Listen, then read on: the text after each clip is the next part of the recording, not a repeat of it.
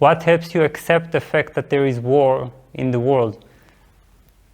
We could never really accept it. Accept is not what we can do towards all these things. We can only understand or recognize that this is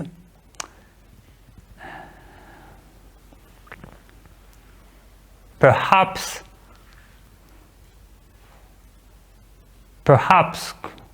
the nature of the world we live in, that it is the world of opposites, that it is a world that, unlike the mind, unlike the beauty of the spirit that transcends the opposites, that doesn't have the other side of ugliness, that light is not the opposite of demonic, you see. Love is not the opposite of hate in the realm of spirit. Love transcends all. The beauty of that we find in our spirit could never turn into ugliness. But this world is a world of opposites.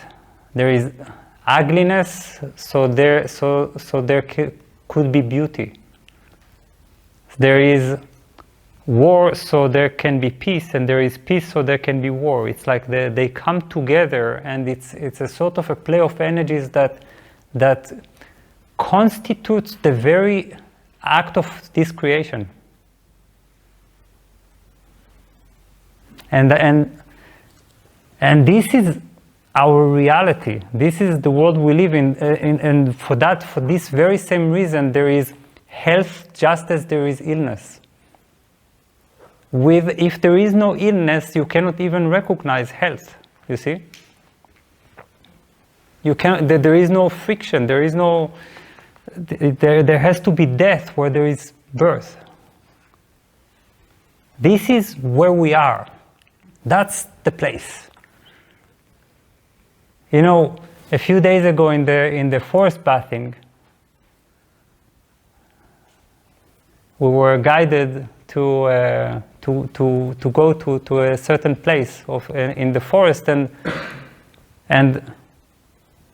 what I followed was a dead tree, and I was with this dead tree and feeling how much this forest that seems so alive is actually also full of death. You see, there is death going on there, and this death is always the beginning of something else. Now, do I accept it? Rationally, yes. Of course. Emotionally, you could never accept it. You could never accept it. And this is what we need to differentiate. This is the beauty and importance of the heart center. It is not like meditation. It is not like transcendence. The heart adds to our being this position that is never neutral, that is involved, that cares. Of course, without the spirit,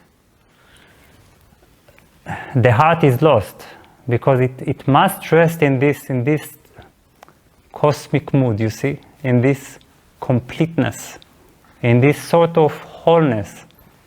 But if you try to suppress the heart by saying no, everything is perfect, you have lost the second most important center of your being after the spirit.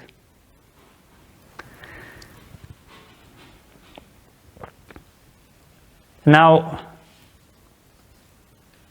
what is important to understand is that